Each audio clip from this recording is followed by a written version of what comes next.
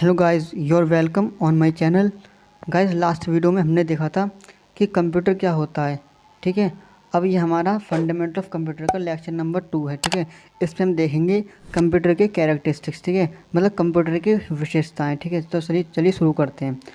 To understand why the computer are important part of our life. देखिए, मतलब आप सभी को पता है कि कंप्यूटर हमारी लाइफ का एक इम्पोर्टेंट पार्ट बन चुका है। लेकिन ये इम्पोर्टेंट पार्ट बन क्यों गया है, इसे समझते हैं। यही इसकी विशेषताएं होती हैं। ठीक है, तो पहला पॉइंट आता है हमारा इसकी स्पीड। स्पीड क्या है, देखिए, एक computer can carry millions of instruction पर सेकंड। देखिए, एक कंप्यूटर मिलियंस ऑफ इंस्ट्रक्शंस को पर सेकंड कैरी कर सकता है। ठीक है, मतलब हम एक ही समय में उसमें मिलियंस ऑफ इंस्ट्रक्शंस उसे हम दे सकते हैं। ठीक है, और इट परफॉर्म्स कैलकुलेशंस पर सेकंड। ये इट परफॉर्म्स यहाँ का कॉम्प्लेक्स,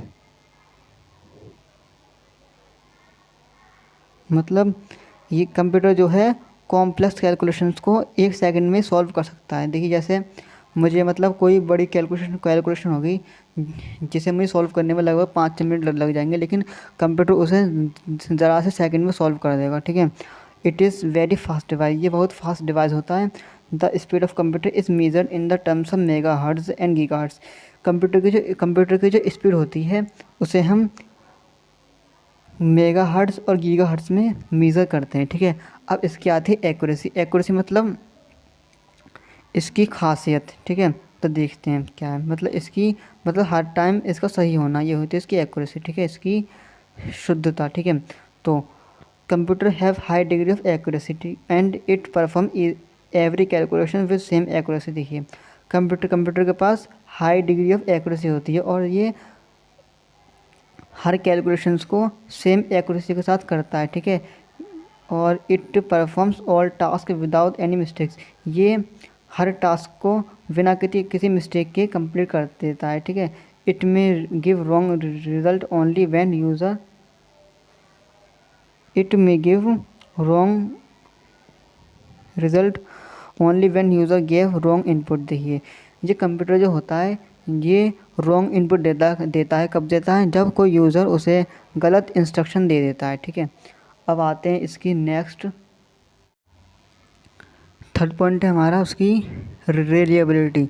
ठीक है, अब रिलायबिलिटी मतलब उसका हर बार सही होना। ठीक है, अब the result given by a computer correct and reliable. देखिए, हमें जो कंप्यूटर से जो हमें रिज़ल्ट मिलता है वो हर बार करेक्ट होता है। ठीक है, अब चौथा पॉइंट आता है हमारा इसकी वर्सेबिलिटी। वर्सेबिलिटी मतलब एक ही चीज़ के अंदर बहुत सारे गुण होना। ठीक है, तो computer has capacity to perform different types of work completely. देखिए, कंप्यूटर की कैपेसिटी होती है कि वो डिफरेंट टाइप्स के वर्क को कंप्लीट कर सकता है। ठीक है, एक computer is capable of performing more than one task at a same time. देखिए, कंप्यूटर के अंदर कंप्यूटर इतना कैपेबल होता है कि वो एक से ज़्यादा टास्क को एक ही समय में पूरा कर सकता है। देखिए, जैसे जैसे you can may use computer to make drawing. हम कंप्यूटर को एक समय में ड्राइंग के लिए ये यूज़ कर सकते हैं। ठीक है, उसी टाइम हम कंप्यूटर को गेम खेलने के लिए यूज़ कर सकते हैं। ठीक है, तो ये हो इसकी वर्सेबिलिटी। ठीक है, तो it is a versatile machine as it may perform different types of work at the same time with same speed and accuracy. देखिए, कंप्यूटर एक वर्सेटाइल मशीन होता है जो डिफरेंट टाइप्स के वर्क को कंप्लीट कर देता है with same accuracy and time. ठीक है, अब आती है इसकी स्टोरेज कैपेसिटी। स्टोरेज कैपेसिटी तो देखिए, ये तो आपको मालूम हो क्या होती है कैपेसिटी। ठीक है, मतलब कंप्यूटर के अंदर स्टोरेज की कैपेसिटी होती है। ठीक है, अब computer can store a very large amount of data. देखिए, कंप्यूटर एक very large amount of data को स्टोर कर सकता है। ठीक है, you may also store data in secondary storage devices such as pen drive. देखिए, अगर हम चाहें तो हम डाटा को सेकेंडरी स्टोरेज डिवाइस में भी स्टोर कर सकते हैं, जैसे पेन ड्राइव। पेन ड्राइव को हम कंप्यूटर से बाहर मतलब पेन ड्राइव को हम कंप्यूटर से बाहर कैप्ट कर सकते हैं और उसे हम मतलब कंप्यूटर से बाहर रख सकते हैं और उसे हम दूसरे कंप्यूटर में भी लगा सकते हैं। ठीक है, अब आता है छठा पॉइंट डिलीजेंस, ठीक है।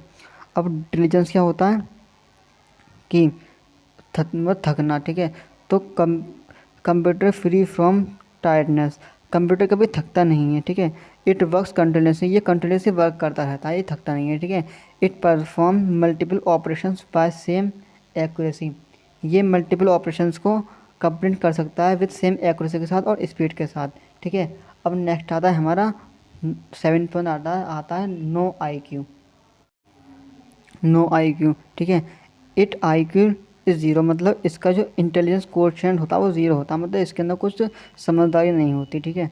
It can not work without instruction, ये बिना किसी इंस्ट्रक्शन के वर्क नहीं कर सकता। जैसे अभी मुझे कंप्यूटर में मतलब टाइप करना है, मतलब मुझे टाइप करना होगा कि विदाउट, मुझे कंप्यूटर लिखना है, तो जब तक मैं कंप्यूटर टाइप नहीं करूँगा, जब तक उसके अंदर कंप्यूटर टाइप नहीं होगा, ठीक है। सो इसी को हम कहते हैं कि इसके अंदर कोई आई क्यू लेवल नहीं होता है, ठीक है। It can not takes its own decision, ये अपना डिसीजन नहीं ले सकता, ठीक है।